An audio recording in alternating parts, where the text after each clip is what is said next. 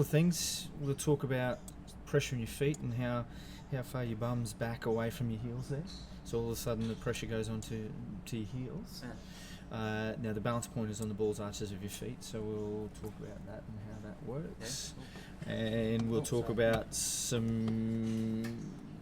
where the ball position is, and the reason why we're going to put it slightly further forward in your stance, so roughly about there with an iron would be fantastic, and there'll be a little bit more pressure on your left foot, your lead-footed address. Apart from that, once we get your head around that, we'll talk about small swings and building it up from there. As in a small, like a basically not much pressure, not much power behind. Yeah, that's right. Okay. So building an impact position that then will transfer and keep on building that up as you get comfortable with it. Because it's very counterintuitive to make a golf ball go in the air and do what we want it to do. It's almost directly the opposite of what you think it is. Right.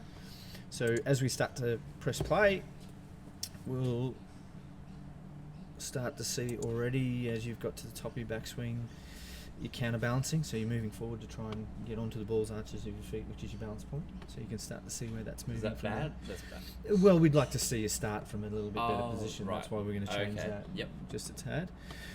I never want to see you try and swing it that far. Back? Yeah. Yep. Yeah. You don't really need to. In actual fact, you're letting go of the golf club. What we can't see here, obviously due to light, is you've let go of the golf club there. Because your wrist, my back, it's too your far. wrist will only go to a certain position before it then starts to let go. Wow. With those, with your pinky finger and ring finger. Okay. Then you've got to try and match that up on the way down. Now, as you can start to see here, we're going backwards. This is great. Yeah. Yeah, I'm like leaning. Trying to lift the ball in the air. Yeah. Now, the reason why you've put the ball further back in your stance is that's the only way you're going to get to it, because the lowest part of the golf swing at the moment is back here, when we actually want it to be up here somewhere. Yes, right. So we want a positive move moving this way. Moving forward, not backwards. That's correct, right. yeah. So I'm hitting the ball purely because I'm sort of... Well, you're lifting it up in the air, and the other part to this equation is your lower half not rotating quite effectively. Top half has got a rotational force with a golf club there, so this tends to not like it too much. Your lower half. You mean it stays put? Yeah, so eventually if we got you to try and throw a ball, you wouldn't look like that after you've tried to throw a ball, yeah? No. That's right. Yeah. You'd be all the way forward. Most of the pressure would be on that left foot, yeah? So we start by getting you in a dress position that's going to help you. We then build those little motions to get you moving across onto your left side.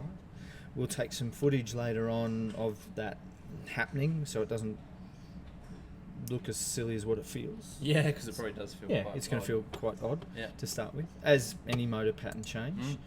The rest of it, you're a good athlete, so if I do my job properly, we'll get some pretty good results. Right. So, but I literally only want to see you swing it to about there to start off with, and then we'll have pressure this way, going this way with this hip, and lots of pressure on your foot. Reprogramming before you get any power into it. That's right. And then we'll start to see impact alignments from a leverage point of view. You're not really transferring as much energy as what you possibly could do with that, looking that way. Eventually that will point into your left groin. There'll be a lot more pressure on your left foot and whatnot. For that impact moment. That's correct, yeah. Because by that stage it's already lost. We're done. All that wank from up there. That's right. Okay. Does that make sense? And at some stage somebody's obviously told you to keep your head down. We don't really need that to happen. Okay. They have, and I only kept doing it purely because I was finding whenever I did follow the ball through, it was going all the way. Party trick that we do for corporates and things like that is basically we'll look at them this way and still hit golf balls. Oh, because it's not what your head's doing, it's what your head's attached to your body and what's So is it something like there. when people have said look down and that's physically helping your body do other things? That's correct, rather than has it nothing to do with your looking at the ball? The big thing there is as the weight goes up, you're putting a severe amount of pressure on your cervical spine, your neck. So we'd rather see you go through with that. Rather than holding all that pressure through there. Yeah. Does that make sense? That makes total sense. Any questions?